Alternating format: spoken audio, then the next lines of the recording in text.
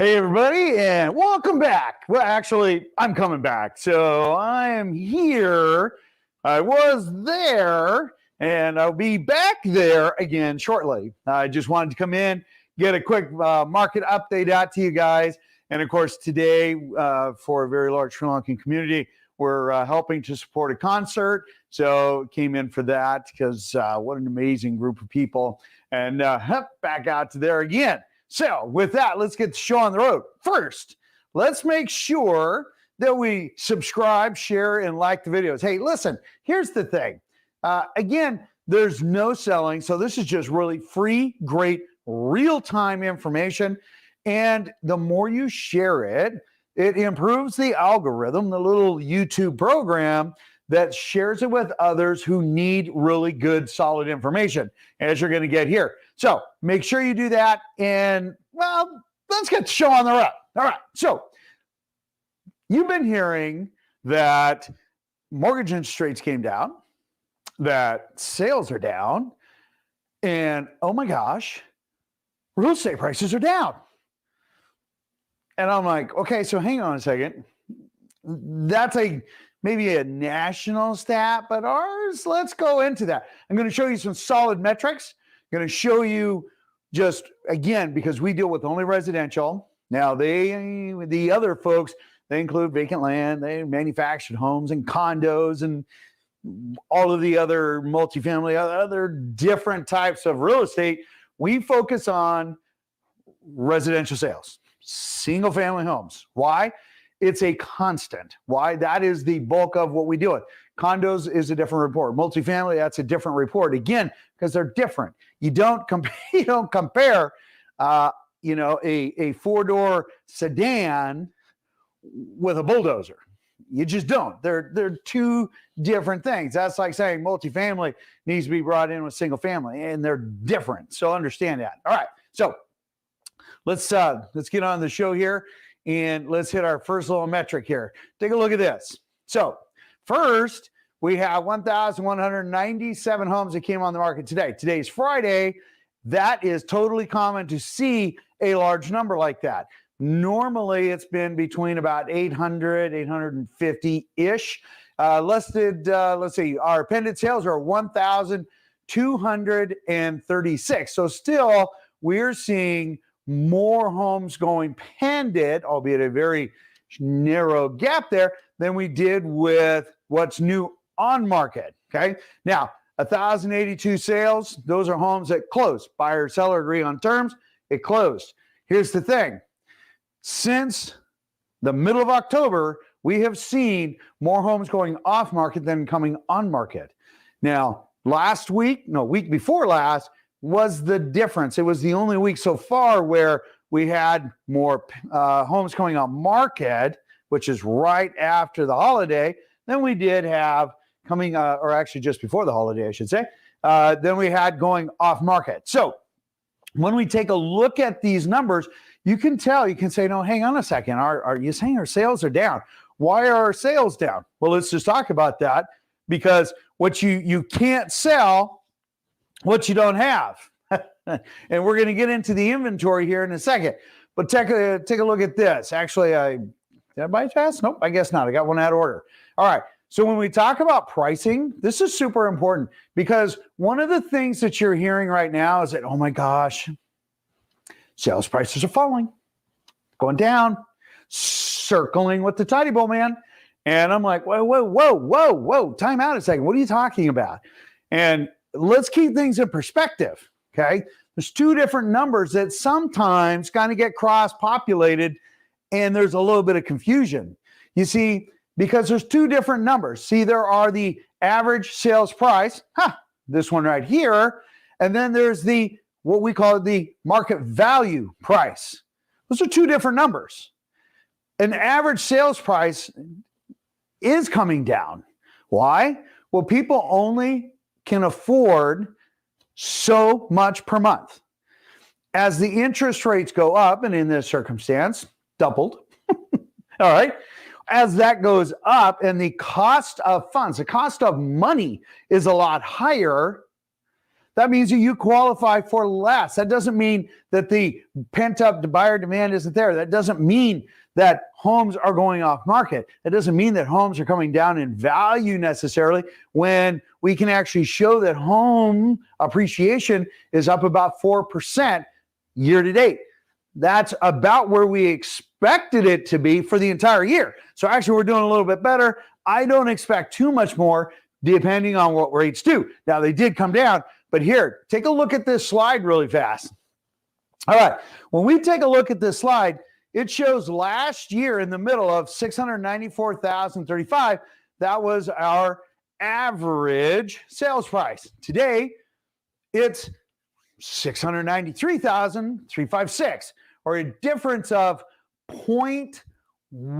0.1%. That's it. 0.1. That's sales price. That's actually pretty good, all things considered, because when you see the rest of our metrics here, you're going to start to understand why we're starting to see a little bit of that downward trend on sales price. And again, a lot of that is because our mortgage rates started going up because of some of the tomfoolery that was going back into Washington, D.C., or what we say, the other Washington. Things are starting to level out. So here's the thing.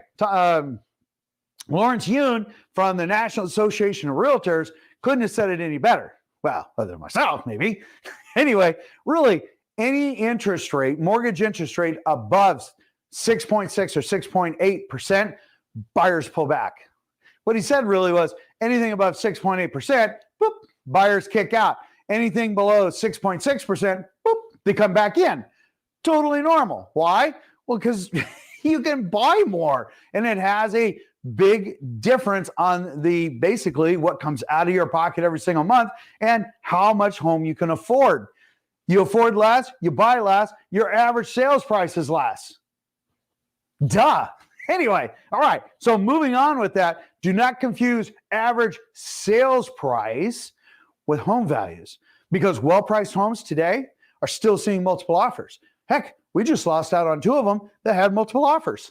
Now, if everything was crashing and burning so horribly, why are there still multiple offers? Okay, hang on a second. We're going to get to that. All right. So we go off to our next slide here. We talk about May versus May versus May. Okay. And what we're looking at here are new listings. Note May 2020 on the left-hand side, the first M. And then the middle M, or I guess left of middle, is the 2021. Then May 2022. And then all of a sudden you see this massive fall off on inventory. And that is a big deal, because remember, I just said you can't sell what you don't have. So we have a serious shortage of inventory. And you might say, George, how is that possible? They're saying inventory is on the way up. No. Okay, let's go with no. Let's just pull in the real numbers. You can see here, we're going to pull in our early numbers of May, and let's take a look at this. So when we compare on the right-hand column year to date, okay, that's the beginning, January 1, 2023, and January 1, 2022, year over year, year to date. Holy moly, look at that. So you have today, we've got 8,384 homes available. Well, technically yesterday. All right. And there's a 3,400 home difference, meaning last year we had 11,773 homes. Now, wait a second. Now, you just read some report that says, George, the inventory, it's going up. It's going crazy. Prices are falling. Interest rates, they're starting to come back down. My gosh, real estate is going to just fall in a hole. Well, that hole is pucky hole based on what we're seeing here. We are still seeing quite a bit of activity, but let's get back to our other numbers here. Now, in defense of that, we do have 12,900, and these are rounded up or rounded off, 12,900 short of new listings coming on market. Solds are down 4,800 year over year. Pendants are down 7,600 year over year.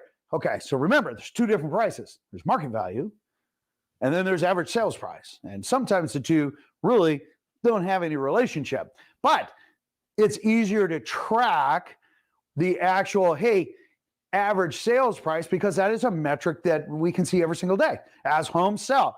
We can see that. We have real numbers, or what we call dynamic, actual real-time numbers, number of homes for sale. Okay. New on market. Okay. What just went pending? Okay. Solds, you're always looking in the rearview mirror. Okay. And that is a lagged time. And so looking at market values, we see appreciation in certain areas in which is expected and is very slow growing. Why? We still have a massive pent-up demand of buyers. Yes, interest rates is it's like turning the tap on your faucet. When the interest rates go down, you just turn that baby wide open. But when interest rates get above 6.6, 6.7%, whoop, starts to scale back. 6.8, you might as well just turn it off. By the time it hits 7%, they've pulled off. It's like the investors. They said, oh my gosh, investors, they've been vacating 49% since last year. It's the biggest, pullback from investors ever. No kidding.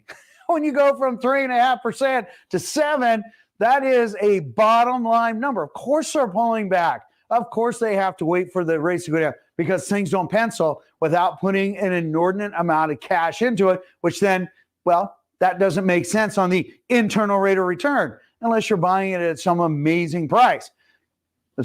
I digress. Let's keep going. So when we take a look at our next slide here and we take a look at what has happened. So what circled was June of last year. You can see that is 11,773. Happens to be the magic number we're seeing today. But look at that. We saw 11,000, 13,000, 13,000, 13, 3. Then all of a sudden, when we talked about middle of October, those numbers starting to come back, we're starting to see those numbers start to come down. Not because of seasonality necessarily, but because we started seeing more pended than sold. Rates also came down at that point, which was a big deal. And you can see how that fluctuates. So when we head over to our next slide, let's take a look at new construction. New construction, again, is doing the same thing. We're up 28.5%. That is a big number. It is basically just shy of 1,000 homes. Well, that's a big deal. And why is new construction, why are they being so aggressive? Why are we seeing so many sales there? Well, because you're still getting incentives and we have a serious lack of inventory. We should be between 18,000 and 22,000 homes, all things considered. And you might be saying, wait a second, George, you have like 8,000 homes. I'm like, I know. We're like 10,000 short of where we should be. Why are prices being held up? Because we have no inventory. And again, we're still dealing with scarcity. 4 to 6 months is what used to be said is the balanced market between a buyer and a seller. Well, the deal is we've been at a month, 2 months, month and a half, month and 3/4, a month, shade over a month, shade under a month for the last 10 years. Is this our new norm? Are we not going to see the 4 to 6 months average? I don't know. Maybe. The key is we've been seeing a pretty constant limited inventory for such a long period of time, since 2013, which was a turnaround from the 2008 debacle. Anyway, let's move on. Let's take a look at, REOs and bank owned for our clients there. Look, again, it's the same thing, right? They say, oh my gosh, inventory for bank owned homes is up. And I heard something like 30%, and I laughed. And I'm like, dude, you're dealing with a super tiny number. And they're like, and sales are down like 10%. That's 14 homes. You take a tiny number and double it. Of course, it's still a tiny number, but it looks good. But unless you have a point of reference like this to show you what the real numbers are, I guess it doesn't much matter. But here's the thing.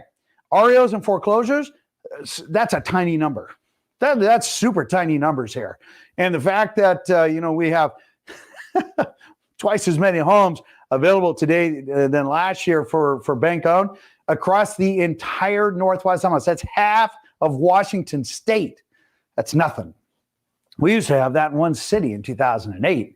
That's nothing. That is peanuts. So again, make sure you keep everything in perspective. And bank foreclosures, listen, in fact, some of our clients, at the credit unions and whatnot, they're bobbling their head. Yes, this is true. They get back a home. Paint, carpet, and vinyl, get it back on the market at full price to mitigate the loss. Why? Because our area is still one of the top 5 sweet spots. We will get that dollar, and they then mitigate any of that loss. Hence, loss mitigation. So don't think that foreclosures in our area are a great idea.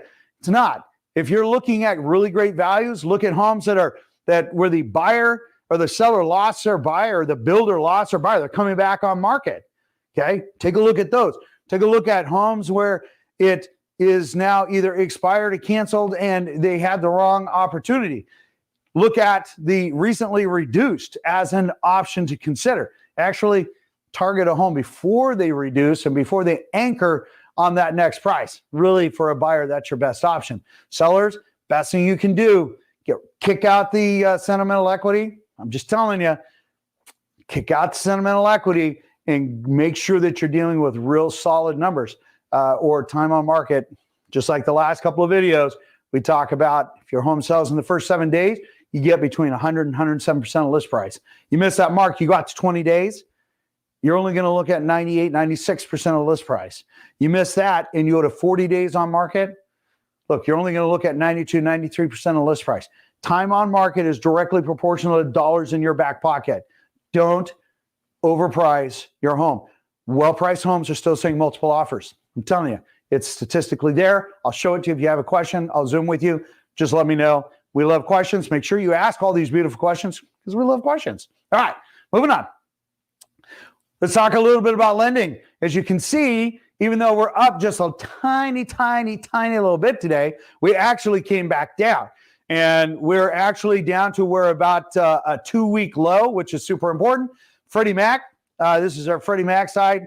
This is their par pricing is 6.79. That means no, not buying down the rate. We're not offering any incentives. We have no additional add-ons. That is just par pricing. Why is that important? Super important because you need to understand value. 5 questions to ask while getting quoted rate. We posted that link for last week. If we can, we'll do it for you this week. Understand, watch it, understand it. So you understand fully when you take a look at an actual mortgage rate, because we go through some really great examples. In the meantime, remember, ask questions. There's no selling here. If you are represented by somebody else, does not matter. Just ask the question. We do respond to you in 30 minutes, except for on Sunday. And maybe today, because, well, we got some things going. Some people are asking what that is. That would be it's my wife walking on the beach as I was taking a picture, because that's where I'm going to go back out to. In the meantime, I will see you guys on the next video.